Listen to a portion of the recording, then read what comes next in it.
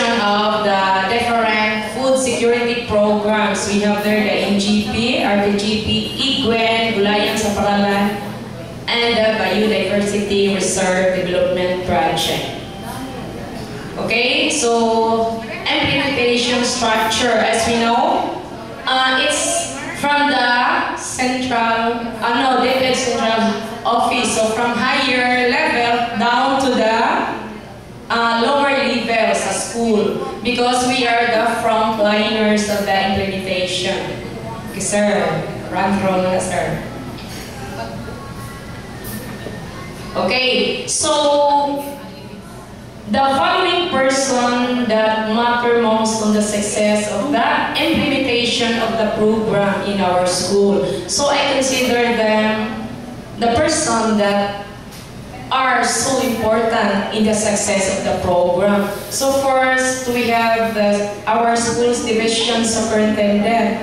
Why? Because the decision or the projection of our superintendent considered as factors and determinants on the success of the program.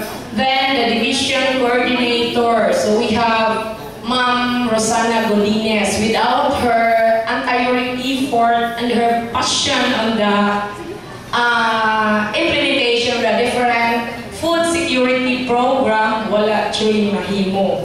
Then the school heads, because the school head has the direct contact with the group who will do the implementation or who will make the program into our reality. Then the school program coordinator. Then we have here all other school stakeholders. So that includes the teachers, the barangay officials, the PTSA officials, and the students. Okay, things we must do and need in implementing and sustaining the program. So wholesome support of the program.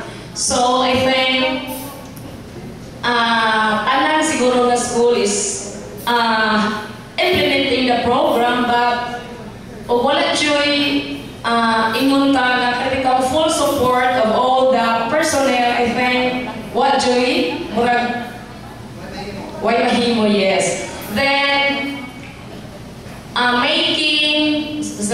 issuing revitalizing memorandum in relation to the programs implemented, because the school which I am now is being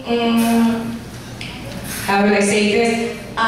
Before ko na assign from that school, we already implemented, because since 2006 to 2007 pa ang IGWEN. And with Mr. Mantos, I know, I'm sure na ilang Sir Jerry, so iyan ang former principal. So what I did, i-revitalize na ko ang tanan nga memorandum in relation to the program. Then, information dissemination, though implemented na ang program, but still during meetings, mga kanang first PCCA meeting yun sa school year, i-announce gihapon na ko. Then, making actual follow-ups, close monitoring and evaluation on the real scenario of the program in school. Then, conduct one-on-one talk with the school program coordinator to the teachers, students, to gather their problems, suggestions, and other plans for the success of the program. Okay, then cooperation, involvement of all teachers, barangay officials, purok and youth organizations, the parents and students. So, essential to kayo ang ilang involvement. Then, giving due recognition, certificates of appreciation to all that contributes to the effective and success of the implementation of the program. So, importante dyan na to let all the people feel nga sa ilang help na ma-recognize yun ang ilang tabang.